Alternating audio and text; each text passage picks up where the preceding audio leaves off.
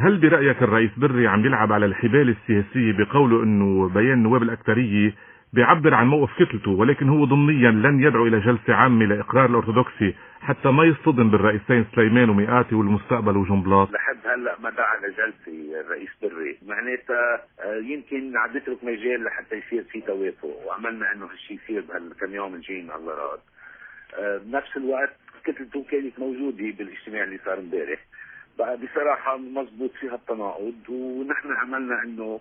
نضل على نية انه كلنا عم نسعى ونحاول لحتى يكون في توافق بموضوع بهالاهميه هيدي. طب كيف بتفسر انه حزب الله والعماد عون ومثل ما بيقولوا بيدعموا الأرثوذكسي بشكل مطلق لتحقيق صحة التمثيل، بينما هن في الحقيقة بيدعموا مشروع آخر يكرس هيمنة حزب الله على السلطة ويضرب مقولة صحة التمثيل؟ هيدي التناقضات تعودنا عليها من زمان بهالزواج المصالح الموجود من عدة سنوات، ولكن مؤخرا التناقض الفاضح لما نقول انه نحن ونفتح عناني شامبانيا كرمال ال 64 نائب رح ينتخبوا من قبل المسيحيين، نرجع بعد كم يوم ويمكن ارضاء لحزب الله او يمكن اظهار للنوايا كانت مبيته من الاساس فلننطلق بلبنان دائره وحده مع نسبيه اللي ما بيأمن اذا امن